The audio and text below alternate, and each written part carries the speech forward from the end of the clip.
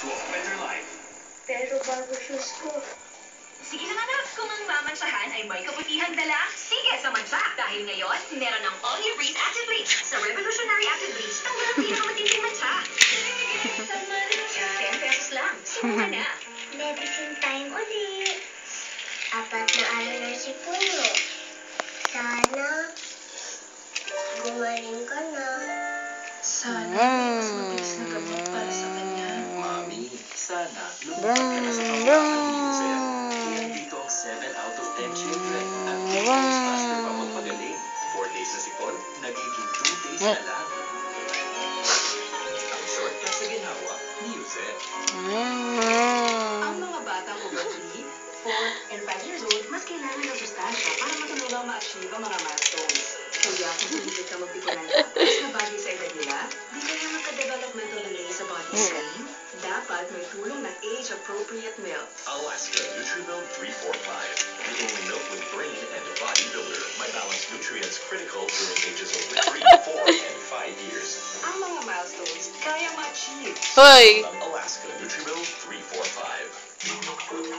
Gutom? Hassle yan. Buti na lang, may Lemon Square Cheesecake. Nakakabusog. With 4 fresh eggs and creamy milk. It's real with the salt. I don't know, Carmela. Hindi ko na rin alam kung paano natin malalaman kung nasaan si Ana Karenina. And DNA testing is out of the question. Wala dito si Maggie para i-match sa kanila. Uncle, ano bang hindi nyo maintindihan? Lahat sila manluloko.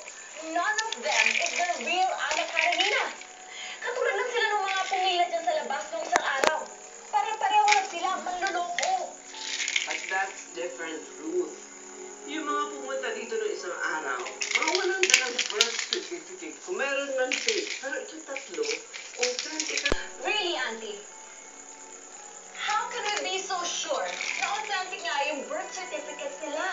Madali naman ipa-authenticate yun. That's the lawyer to do.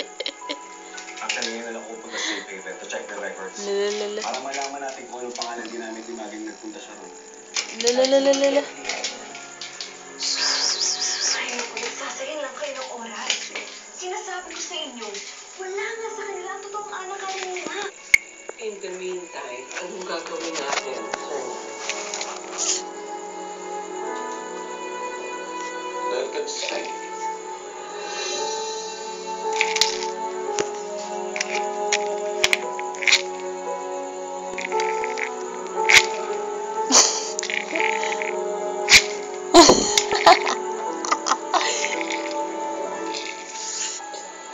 Hoy, umamin kayong dalawang hindi kayo totoong Ana Karenina. Dahil isang sikain ko totoo. O ano? Bakit ba kayo masabi? Natatakot na kayo, no?